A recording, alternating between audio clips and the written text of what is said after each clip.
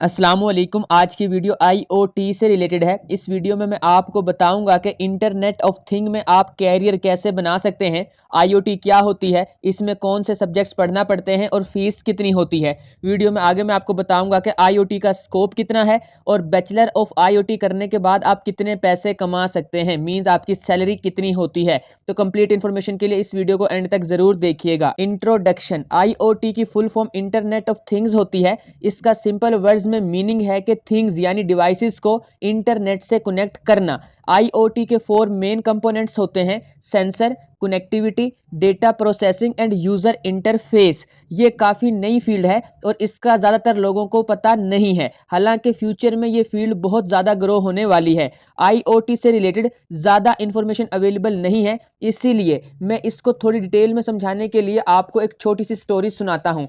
कई साल पुरानी बात है, मैं अपने कज़न की शादी पर गया था। तो मेहंदी वाली रात हमारे कुछ रिलेटिव्स शादी अटेंड करने आए थे। वो काफ़ी दूर से आए थे और थके हुए थे। उनमें एक 17 से 18 साल का लड़का था, इरफान, जो कि रिश्ते में मेरा कज़न लगता था। रात के 9-10 बजे फंक्शन शुरू हुआ, सब इसमें बिजी हो गए। इरफान काफ़ी थका हुआ था, वो किसी को बताए बगैर एक साइड रूम में रेस्ट करने चला गया और इस कमरे में जनरेटर चल रहा था। 11 बजे के करीब मेहंदी का फंक्शन खत्म हुआ और एक लड़का जनरेटर बंद करने गया तो उसने देखा कि इरफान चारपाई से नीचे गिरा हुआ है, उसने वोमिटिंग की हुई है और बेहोश है। तो उस लड़के ने फौरन से हमारे घर के बड़ों को बताया और डॉक्टर को बुलाया गया। डॉक्टर ने ट्रीटमेंट किया और 15 से 20 मिनट बाद इरफान को होश आ गया। अब डॉक्टर ने इस सब की क्या वजह बताई थी वो तो मैं नहीं सुन पाया, क्योंकि हम बच्चे लोगों को सबको बाहर भेज दिया गया था। खैर, जब मैं बड़ा हुआ तो मुझे स्टडी करने से ये पता चला कि उस रात इरफान के साथ ये सब कार्बन मोनोऑक्साइड गैस की वजह से हुआ था। कार्बन मोनोऑक्साइड गैस जहां पर जलने का अमल होता है, मींस कंबस्चन प्रोसेस से प्रोड्यूस होती है, और ये प्रोड्यूस तब होती है जब ऑक्सीजन की जो सप्लाई है वो लिमिटेड हो। तो जैसे मैंने आपको बताया था कि इरफान जिस कमरे में रेस्ट करने गया था उसमें जनरेटर चल रहा था, ऊपर से इरफान साहब ने दरवाज़ा भी बंद कर दिया था। तो इस कमरे में ऑक्सीजन की कमी हो गई थी और जनरेटर ने कार्बन मोनोऑक्साइड गैस ज़्यादा प्रोड्यूस करना शुरू कर दी। और कार्बन मोनोऑक्साइड गैस बहुत ख़तरनाक होती है। इसकी ना तो कोई स्मेल होती है, ना तो कोई टेस्ट होता है और ना ही कोई कलर होता है, इसीलिए इसकी प्रेजेंस का पता लगाना बहुत मुश्किल होता है। और अगर आप इसको थोड़ी देर तक कॉन्टिन्यूसली इनहेल कर लेते हैं तो आपकी डेथ तक हो सकती है। 2-3 साल पहले मरी में कुछ लोग गाड़ियों में फंस गए थे और उनकी डेथ हो गई थी। उसकी एक बड़ी वजह कार्बन मोनोऑक्साइड गैस भी थी। खैर, अब हम इरफान वाली स्टोरी को कनेक्ट करते हैं अपने इस टॉपिक के साथ।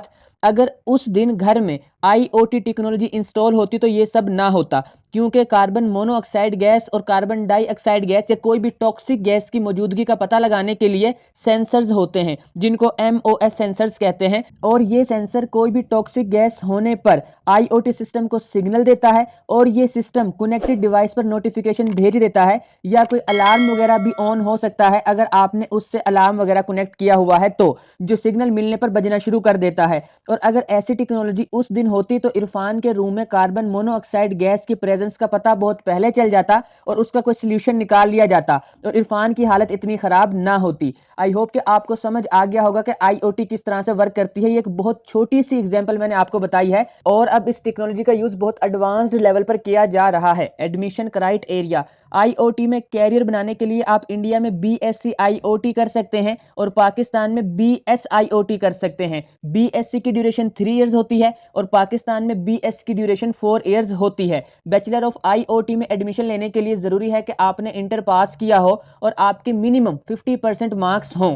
बैचलर ऑफ आईओटी में एडमिशन दो तरह से होते हैं, एक इंटर की मार्क्स परसेंटेज पर जिसको मेरिट बेस भी बोला जाता है, और दूसरा एंट्रेंस एग्जाम कंडक्ट करके। मींस कुछ कॉलेज और यूनिवर्सिटीज इस कोर्स में एडमिशन देने के लिए एंट्री टेस्ट लेती हैं और इन दोनों मेथड्स में से कौन सा फॉलो किया जाएगा ये टोटली डिपेंड करता है कॉलेज और यूनिवर्सिटी पर। जनरली ये देखा गया है कि गवर्नमेंट इंस्टीट्यूट में एडमिशन के लिए जो एग्रीगेट या परसेंटाइल रिक्वायर्ड होता है वो काफ़ी ज़्यादा होता है और प्राइवेट कॉलेज और यूनिवर्सिटीज़ कम मार्क्स वाले स्टूडेंट्स को भी एडमिशन दे देती हैं।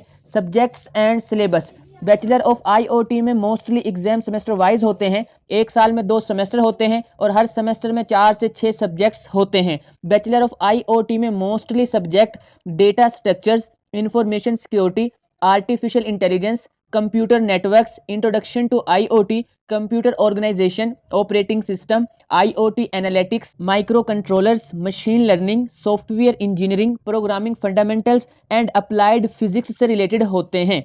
फीस स्ट्रक्चर, फीस बहुत से फैक्टर्स पर डिपेंड करती है, लाइक आप जिस कॉलेज और यूनिवर्सिटी में एडमिशन ले रहे हैं उसका स्टेटस क्या है, उसका स्टैंडर्ड कैसा है। इसके अलावा आप मॉर्निंग शिफ्ट में एडमिशन ले रहे हैं या इवनिंग शिफ्ट में एडमिशन ले रहे हैं और आप किस सिटी से बिलोंग करते हैं, तो इन सब चीज़ों की वजह से आपकी फीस थोड़ी कम या ज़्यादा हो सकती है। मैं यहाँ पर एवरेज फीस बता रहा हूँ। इंडिया में BSc IoT करने में टोटल एवरेज फीस 1.5 से 2 लाख रुपीस तक लगती है और पाकिस्तान में BS IoT करने में टोटल 3 to 4 लाख रुपीस लगते हैं। और अगर आप यही कोर्स किसी प्राइवेट इंस्टीट्यूट से करते हैं तो आपकी फीस ऑलमोस्ट डबल हो जाएगी। स्कोप ऑफ IoT का स्कोप बहुत हाई है और फ्यूचर में मजीद इंक्रीज होगा। IoT अब हमारी डेली लाइफ में बहुत इंपॉर्टेंट रोल प्ले करने वाला है। अब से 1-2 साल बाद तक ज़्यादातर लोगों के मोबाइल में घर की ऑलमोस्ट सारी डिवाइसेस का कंट्रोल होगा। आपके एक क्लिक पर AC, TV, refrigerator, fan, lights और तमाम स्मार्ट डिवाइसेस ऑन ऑफ और कंट्रोल हो रही होंगी। तो आप खुद बताएं कि इस टाइप के टूल को कौन यूज़ नहीं करना चाहेगा।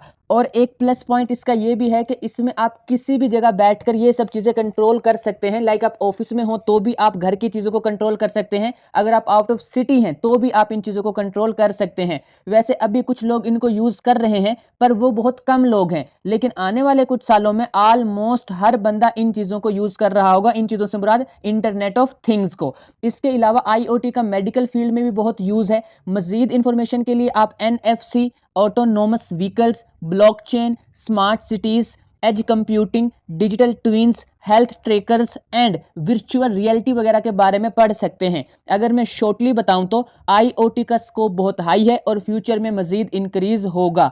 Salary after bachelor of IoT करने के बाद आपकी जो सैलरी होगी वो कुछ फैक्टर्स पर डिपेंड करेगी, लाइक आपकी स्किल्स कैसी हैं, आपका एक्सपीरियंस कितना है, आप किस कंपनी में जॉब कर रहे हैं और किस टाइप की जॉब कर रहे हैं। तो इन सब फैक्टर्स की वजह से आपकी फीस थोड़ी कम या ज़्यादा हो सकती है। मैं यहाँ पर एवरेज फीस बता रहा हूँ। बैचलर ऑफ IoT करने के बाद आपकी स्टार्टिंग सैलरी 30 से 40,000 पर मंथ तक होती है और 2-3 साल के एक्सपीरियंस के बाद आपकी एवरेज सैलरी 60 से 80,000 पर मंथ होगी। आई होप कि आपको आज की वीडियो यूजफुल लगी होगी। लाइक और शेयर लाजमी कीजिएगा और इस टाइप की और वीडियोस देखने के लिए मेरे चैनल परफेक्ट इन्फो को सब्सक्राइब करके बेल आइकन को प्रेस कर लें।